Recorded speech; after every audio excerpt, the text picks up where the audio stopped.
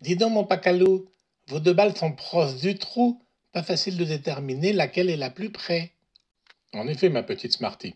Et il faut le trouver car normalement, le joueur avec la balle la plus loin doit jouer en premier selon l'étiquette du golf. Bon, maintenant il y a une tolérance pour laisser jouer le joueur prêt à exécuter son coup, de sorte d'accélérer le jeu. Je te parle de balles plus ou moins proches du trou et là, tu pars sur tes délires d'éthique et d'être. Être ou ne pas être la plus proche du trou, telle est la question.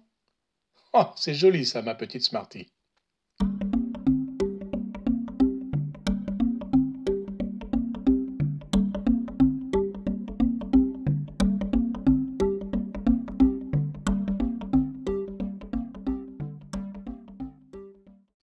Alors bien sûr, je parlais d'étiquette, sans air.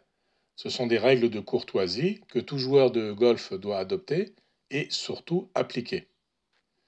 Alors revenons à ta question maintenant.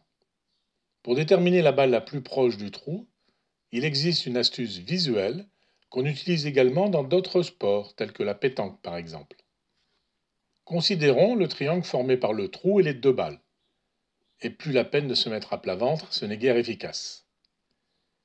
Voilà maintenant le triangle dessiné vu de dessus.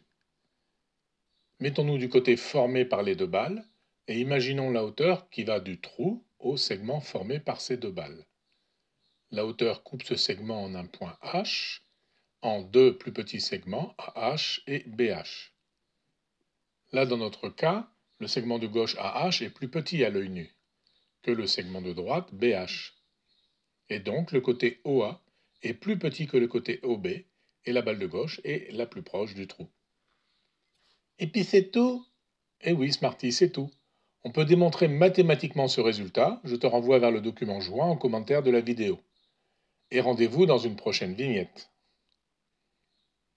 Alors Cassou, sois à la hauteur et partageons tes croquettes.